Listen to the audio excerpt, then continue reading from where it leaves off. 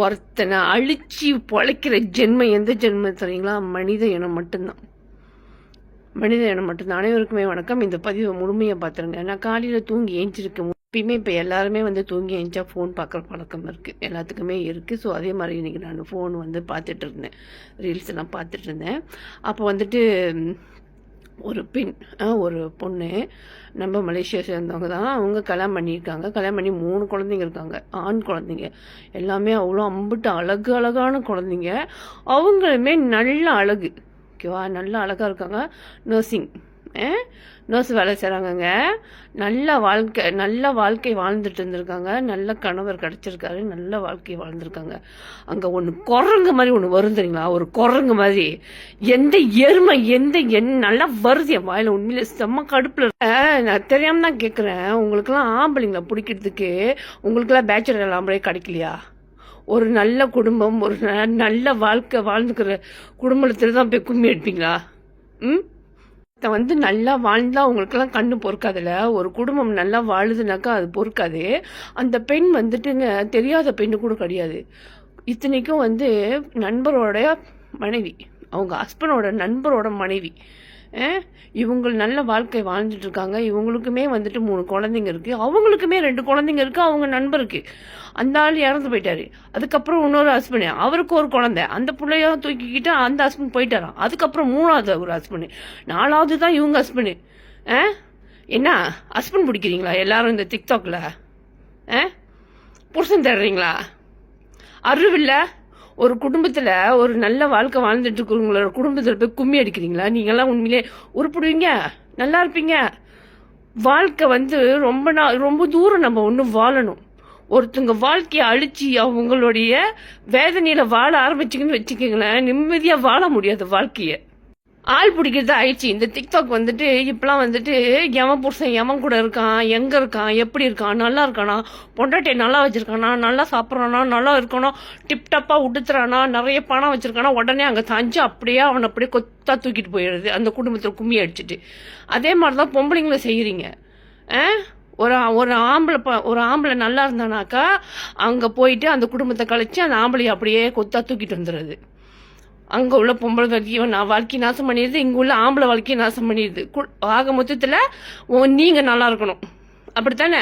அடுத்தவங்களுடைய எந்த ஒரு கவலையுமே இல்லாமல், அவங்களுடைய எந்த ஒரு கவலையும் படாமல், அவங்களுக்கு உங்களை பற்றி கொஞ்சம் கூட சிந்திக்காம உங்களுக்கு சுயநலமாக யோசிச்சா மட்டும் போதும்.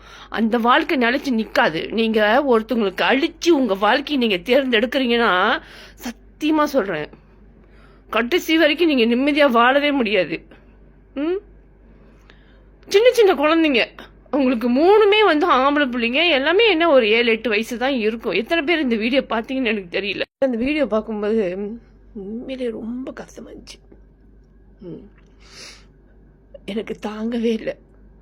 ஒரு அழகான குடும்பம், அழகான ஹஸ்பண்ட் ஒய்ஃபு, அவங்களுக்கு ஒரு 3 குழந்தைங்க, நல்ல வேலை, நல்ல வாழ்க்கை. அந்த வாழ்க்கையில் பூந்து விளாண்டுருக்கீங்க. சி, நீங்கள்லாம் மனசு ஜென்மமா? உண்மையிலே நீங்களாம் என்ன பிறவி, ஈனப்பிறவி. அவங்க சொல்கிறாங்க, என் வாழ்க்கையை நான் விட்டு கொடுக்குறேன், இதுக்கு 4வது புருஷனாக தேர்ந்தெடுத்திருக்காங்க. என் வாழ்க்கையை நான் விட்டு கொடுக்குறேன், இதுக்கு மேலே 5வது புருஷன் அவங்க தேட மாட்டாங்க. பரவாயில்ல, என்னுடைய வாழ்க்கையை விட்டு கொடுத்து என் பிள்ளைங்களையும் நானும் இருக்கோம், எங்களை டிஸ்டர்ப் பண்ணாமல் இருந்தால் சரி அப்படிங்கிறாங்க. எனக்கு அதை பார்த்தாலும் ரொம்ப கஷ்டமாக இருந்துச்சு. நம்மளுமே ஒரு பெண், அந்த மனநிலை எப்படி இருக்கும் அப்படிங்கிறது அந்த மாதிரி உள்ளவங்களுக்கெல்லாம் தெரியும். ஒரு நல்ல பெண்ணா அவங்களுக்குமே தெரியும் அவங்களோட மனநிலை எப்படி இருந்துச்சு. எனக்கு அதை பார்த்தோட ரொம்ப கஷ்டமாக போச்சு. என்ன ஈனப்பிறவியே தெரியல. ஒரு புருஷன் கட்டி அந்த புருஷன் செத்து போயிட்டானா இன்னொரு புருஷன், அந்த புருஷனுக்கு ஒரு புள்ள, அந்த புருஷனையும் விட்டுப்பட்டு இன்னொரு புருஷன், அந்த புருஷனையும் விட்டுப்பட்டு இன்னொரு புருஷன். இதெல்லாம் என்ன புருஷன் தெரியுங்களா? புருஷனா என்னன்னு தெரியுமா? கணவர்னா என்னன்னு தெரியுமா? வாழ்க்கைனா என்னன்னு தெரியுமா? நீங்கெல்லாம் என்ன வாழ்க்கை வாழ்றீங்கன்னு எனக்கு தெரியல. ஒருத்தவங்க குடும்பத்தை அழிச்சு வாழ்ற வாழ்க்கை நிரந்தரம் கிடையாது. நம்ம மனசில் மறுபடியும் சொல்கிறேன், மறுபடியுமே சொல்கிறேன், மனசில் வச்சுக்கோங்க. ஒருத்தவங்களுடைய கண்ணீருக்கு நீங்கள் ஆளானீங்கன்னா அந்த வாழ்க்கை நிரந்தரமாக உங்களுக்கு நிற்காது. அந்த 3 குழந்தைங்க என்ன படிச்சுங்க? அவங்க அம்மா பார்த்துப்பாங்க, அவங்க சொல்கிறாங்க நான் பார்த்துப்பேன் எனக்கு முடியும் அப்படின்னு. ஆனால் அவங்க சின்ன வயசு, அவங்க சின்ன வயசுங்க. இருந்தாலுமே அவங்களுக்கு என்ன ஒரு 35 வயசு, 35 40க்குள்ளார தான் இருக்கும். 40 கூட ஆயிருக்காதுன்னு நினைக்கிறேன். நர்ஸ் வேலை செய்கிறாங்க. இன்னும் வர்ற காலம் அவங்க வாழணும். 40 வயசுக்கு மேலே ஆயிட்டாலே ஒரு பெண்ணுடைய மனநிலை எப்படி இருக்கும் அப்படிங்கிறத யோசிக்கணும். ஒரு 40 வயசுக்கு மேலே ஆயிட்டாலே ஒரு பொண்ணோட மனநிலை எப்படி இருக்கும், உடம்பு ரீதியாக பாதிப்பாங்க, மனசு ரீதியாக பாதிப்பாங்க. அதை நினச்சி தான் எனக்கு ரொம்ப கவலையாக இருந்துச்சு. பிள்ளைங்களை அவங்க வளர்த்த ஆளாக்கிறவன் அப்படிங்கிற தைரியம் இருக்குது. ஆனால் அவங்களுக்குன்னு ஒன்று இல்லை பாருங்க. இப்போ அவங்க சொல்கிறாங்க நான் தனியாக இருந்து என் பிள்ளைங்கள வாழ்க்கையை வாழ வச்சிருவேன் அப்படின்னு.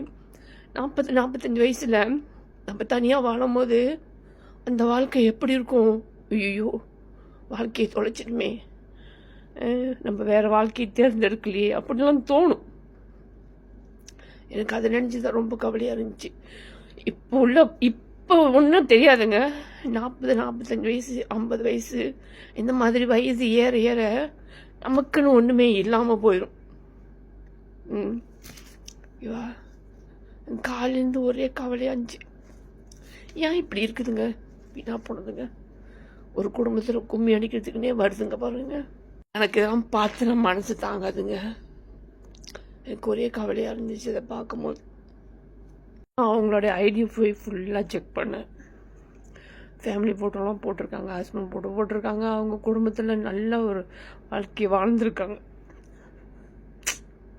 சி, என்ன ஜென்மம், எந்த பொம்பளைங்களோ தெரில. நீங்களாம் என்ன, நானுமே பொம்பளை தான், ஆனால் நீங்களாம் என்ன ஈன பிறவின்னு தெரியல. ஒரு குடும்பத்தை அழிச்சு வாழ்கிற வாழ்க்கை உண்மையிலே